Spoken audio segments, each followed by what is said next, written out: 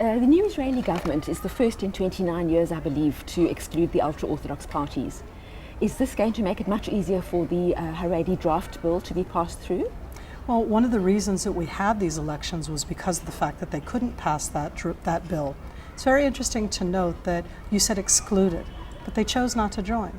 And in that sense also, they could have joined if they were willing to compromise. And they weren't, which means it's going to be imposed upon them. I think that the most important aspect of what happened right now is not necessarily the fact that they're going to be drafted, but the fact that in their education system, this government has committed itself that in the ultra-Orthodox system, they will have to learn secular studies. Moira, they haven't until now. And that means that they are going to add in math, English, and sciences into a group of men who, at the age of 18, were very learned but unemployable. If they manage to implement the introduction of secular studies into the ultra-Orthodox education system, that could be a real game changer for Israeli society and for our economy. Who are Israel's friends, and do they always speak up publicly as such? Oh, Israel has many friends. And when we think about it, we have to kind of differentiate between the over 160 nations in the world that have full diplomatic relations with the State of Israel. These different countries that not all of us have heard about.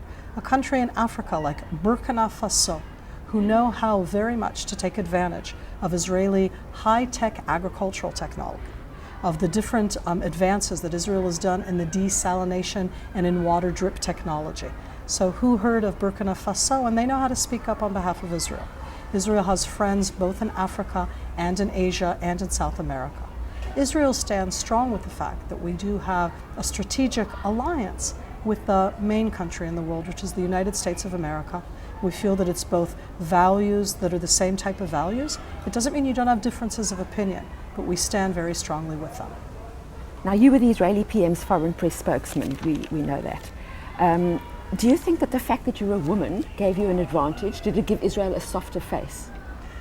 I think that if they could find the perfect Israeli spokesperson, she would be perhaps as knowledgeable as I am with a military background. And we used to joke about the fact that the only problem with me is that I'm not blonde. Then I look at that and I say, I'm not sure that that's what I want to have in the world.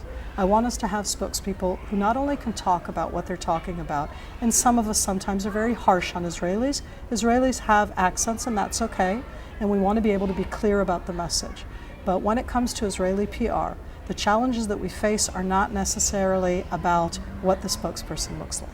It has to do with the general framing of the media of the issues.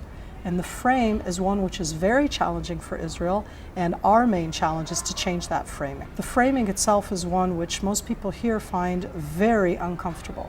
The reason we're in the news is because of conflict.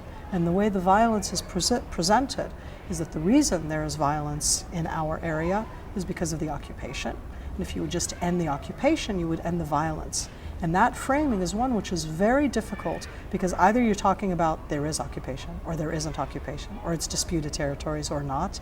And you're talking about very negative aspects. It's not about the Israel that we know, and it's a big challenge. How do you keep your cool in the face of hostile questioning?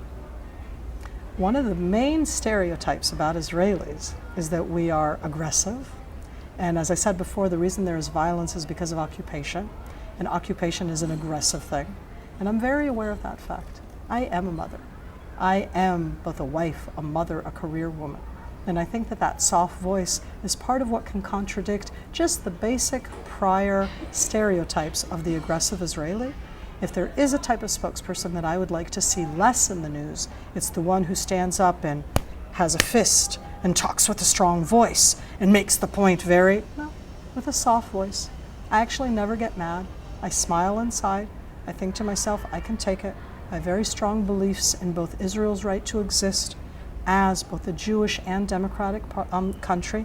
I don't think it's easy, but if I remember that basic truth and the basic idea of what Zionism stands for, I think that we have a real strong case for the world.